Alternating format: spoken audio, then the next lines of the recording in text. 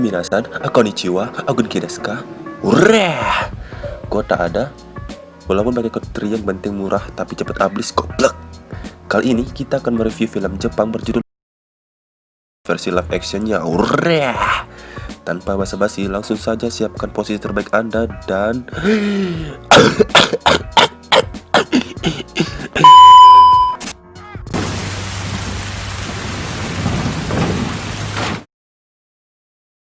di awal film, kalian bisa lihat ada seorang anak dengan ibunya yang sedang pulang ke rumah. Anak ini bernama Ichigo Kurosaki. Ichigo melihat ke samping sungai ada anak kecil berbaju putih. Siapakah anak ini? Apakah anak ini selalu lokasi syuting yang seharusnya ada di film Azab Indosiar? Entahlah, hanya tukang parkir yang tahu. Lanjut. Kemudian, Ichigo pergi menghampiri anak itu dan tiba-tiba Ichigo pingsan dan ibu Ichigo melindungi Ichigo. Dan apakah yang terjadi? Nanti akan terjadi di film Azab. Lanjut, dan video beralih yang dimana ada 3 orang preman yang mukanya mirip Jamet Kuproy yang sedang melakukan perkelahian dengan seorang anak SMA. Yaps, dengan warna khas rambutnya itu adalah Ureh. Dengan muka yang sok ganteng, Ichigo berhasil mengalahkan preman itu.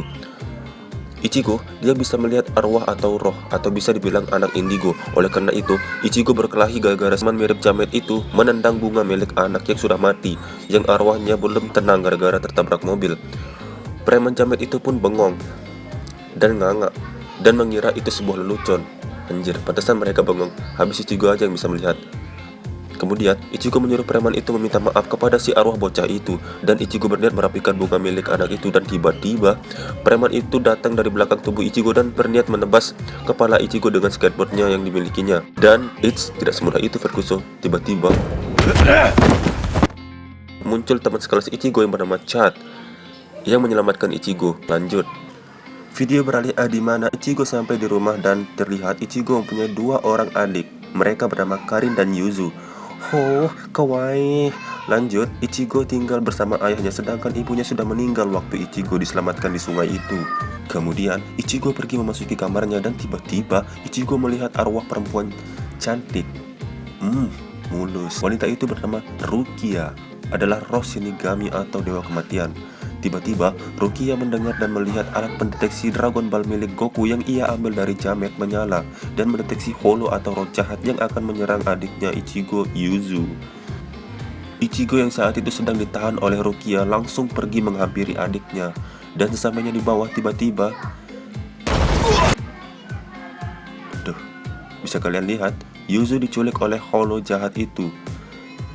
Karin dan ayahnya Ichigo pingsan seketika. Ichigo langsung berlari keluar rumah dan terkejut melihat makhluk itu. Yaps, di sini saya akan jelaskan sedikit. Tujuan holo adalah memakan roh manusia untuk meningkatkan kekuatannya.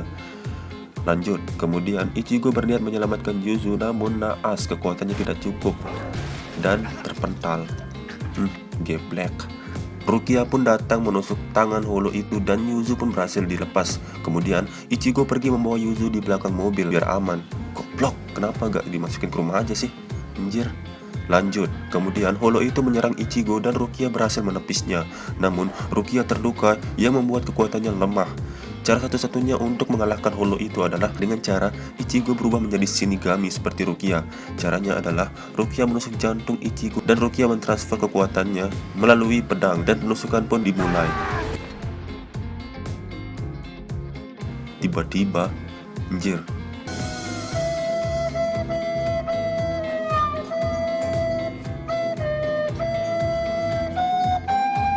Dengan muka yang sok ganteng, Ichigo berubah menjadi Shinigami dan memotong tangan holo itu. Anjir, keren sih. Dengan Retsu yang tinggi, Ichigo memiliki pedang yang sangat besar. Lanjut, tanpa basa-basi, Ichigo langsung menebas holo itu menjadi 2. Mampus lu, goblok. Di akhir kematian holo itu, terlihat Ichigo tampak berdiri sombong, berlagak sok ganteng, yang berkata, "Onamae wa Shinderu."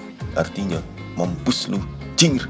Keesokan harinya, ayah Ichigo dan kedua adiknya terkejut melihat rumahnya yang bolong gara-gara holo itu. Kemudian video beralih ke sekolah Ichigo. Anjir, kayak anime. Di kelas ada terlihat seorang wanita cantik yang putih, halus mulus sedang membicarakan Ichigo. Wanita itu bernama Orihime. Anjir, namanya mirip Kimihime. Sudahlah, lanjut. Datang seorang teman Ichigo memberitahu Kimihime, Orihime maksud saya, tentang Ichigo yang sudah mati gara-gara kejadian semalam. Mereka pun terkejut. Kemudian Ichigo datang dan berkata, "Aku masih hidup, anjir." Tak lama, datanglah Rukia. Ichigo terkejut. Rukia menyamar menjadi mahasiswa di sekolah Ichigo. Kemudian, Rukia membawa Ichigo ke atas gedung sekolahnya, yang dimana Rukia ingin mengambil kembali kekuatan miliknya yang ada di Ichigo. Dengan cara yang sama, namun kali ini Ichigo harus menusuk jantung Rukia, namun cara itu tidak berhasil. Karena Reitsu milik Ichigo masih belum terlatih. Walaupun Reitsu miliknya besar, namun tidak ada gunanya jika tak terlatih, teman-teman. Kemudian, Rukia menyuruh Ichigo bekerja menjadi Shinigami pengganti untuk membasmi para holo jahat. Namun, Ichigo menolaknya. Untuk bisa mengembalikan kekuatannya Rukia, Ichigo harus melatih Reitsu-nya agar bisa dikendalikan dan bisa mentransfernya ke Rukia. Kemudian video beralih di mana Ichigo pulang ke rumahnya, dan ternyata di kamar Ichigo ada Rukia sedang tidur. Mau gimana lagi, Rukia gak ada tempat tinggal.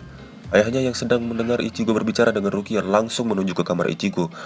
Mampus lu, ketahuan, goblok. Namun, tak disangka Rukia menghilang seketika dari kamar itu. Anjir. Kemudian video beralih keesokan harinya, di mana Rukia melatih Ichigo di sekolahnya. Latihannya adalah memukul bola baseball, namun Ichigo kesal karena menurutnya latihan itu sangat menggoblokkan. Kemudian Ichigo kembali ke kelasnya dan ia dituduh pacaran dengan Rukia. Orihime yang saat itu sedang duduk mendengarnya dan cemburu. Anjir, Ichigo padahal clue disuka, anjir. Lanjut, video beralih di mana Ichigo dan Rukia latihan kembali. Kemudian datanglah Orihime menghampiri Ichigo saat Ichigo sedang tak sengaja menindih tubuh Rukia. Mampus lu, ketahuan, goblok. Orihime menyapa Ichigo dan Rukia. Kemudian ia pergi. Cintaku bukan di atas kertas, cintaku di karangnya sama. Kemudian video beralih di mana Ichigo pulang sendiri malam-malam. Kemudian Ichigo bertemu dengan Renji, salah satu rekan Rukia. Tujuan Renji datang ke dunia manusia adalah untuk mencari Rukia dan berniat membasmi Holo Grand Fisher, sangat legendaris yang sulit dikalahkan. Renji menanyakan keberadaan Rukia, namun Ichigo tidak mau menjawabnya dan membuat Renji kesal. Kemudian anak panah datang dan hampir mengenai Renji. Yang menembakkan panah itu adalah anggota Quincy. Kemudian Renji pergi dari tempat itu. Setelah itu, video beralih keesokan harinya di mana Ichigo bertemu dengan Ishida, anggota Quincy yang menggunakan anak panah sebagai senjatanya. Quincy adalah manusia yang bisa membunuh Holo, lain halnya dengan Shinigami. Kemudian Rukia datang dan memberitahu Ichigo bahwa ada Holo yang menyerang arwah anak kecil. Ichigo pun bergegas menuju ke sana. Kemudian Ichigo melawan Holo tersebut, namun ia masih belum bisa mengendalikan. Kemudian Ichigo melawan Holo tersebut, namun ia masih belum bisa mengendalikan Reitsu-nya dan hampir mati. Kemudian Renji datang menebas kepala Holo itu. Tak lupa dengan kejadian kemarin malam, Renji menyerang Ichigo sampai Ichigo tak berkutik. Kemudian datanglah Kapten Kuchiki, kakaknya Rukia. Tunggu, kayak mirip Ariel Noah. Kuchiki menyuruh Rukia untuk mengambil kekuatannya yang ada di tubuh Ichigo. Kalau tidak, dia tidak bisa kembali ke Soul Society, tempat di mana para Shinigami kumpul di sana. Rukia pun diberi kesempatan oleh Kuchiki untuk mengambil kekuatannya sampai bulan purnama tiba. Dan malam purnama pun tiba. Kemudian, Ichigo berlari mencari Rukia yang ada di hutan bersama Renji dan Kuchiki. Rukia diperintahkan segera membunuh Ichigo. Sampai-sampai saya kesal sama si Renji yang ngebacot. Dan Ichigo pun datang dan bilang, "Ureh, berisik lu goblok." Kemudian Ichigo menawarkan dirinya untuk mengalahkan Grand Fisher sendirian dengan syarat si Rukia bisa bebas dan si Kuchiki setuju. Kemudian Ichigo menyuruh Rukia melatihnya untuk bisa mengalahkan Holo legendaris Grand Fisher itu. Hari demi hari berlalu dan sudah mulai banyak perubahan dari Ichigo. Supret.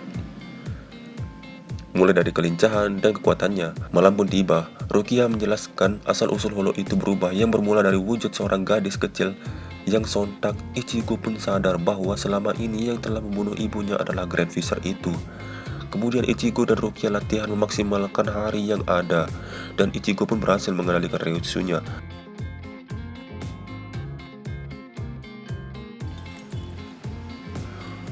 Kemudian video beralih di mana keluarga Ichigo yang sedang mengunjungi tempat pemakaman ibunya. Di tengah perjalanan, Ichigo turun ke bawah bukit untuk membeli jus untuk adik-adiknya. Otomatis kedua adiknya jalan tanpa ada orang yang melindunginya. Tak disangka kedua adiknya tersebut melihat Grand Fisher yang berwujud anak kecil. Kemudian mereka berdua mendekatinya dan tiba-tiba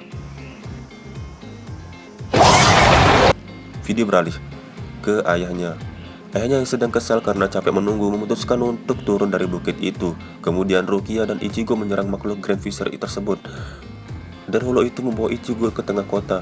Di sana mereka melakukan pertempuran yang sangat sengit. Di sini Ichigo terlihat kewalahan melawan Grand Fisher. Kemudian datanglah Ishida. Yaps, apakah yang terjadi? Dan mereka melakukan duet atau combo seperti Naruto dan Sasuke, teman-teman, untuk melawan Grand Fisher itu.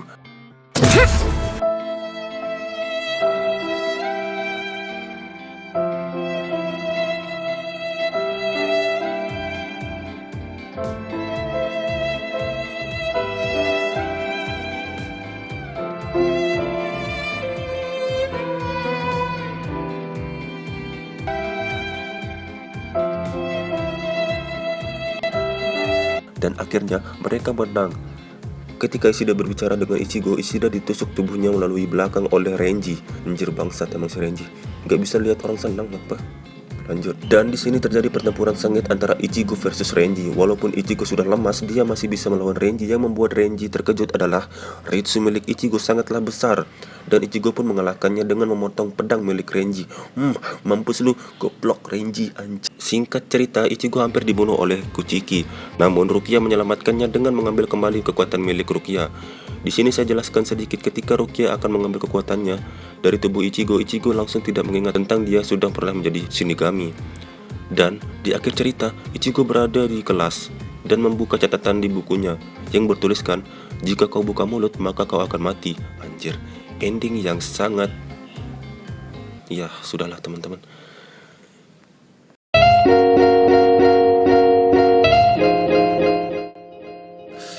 Ceritanya sih lumayan menarik sih buat saya. Saya kasih nilai 6,5. 5-nya itu khusus buat si Orihime karena dia sangat cantik, men. Oke, sekian dulu dari video kali ini. Jangan lupa like, komen, dan subscribe ya teman, untuk bisa mengembangkan channel ini lebih baik lagi, teman-teman. Oke, sekian dulu dari saya. Dan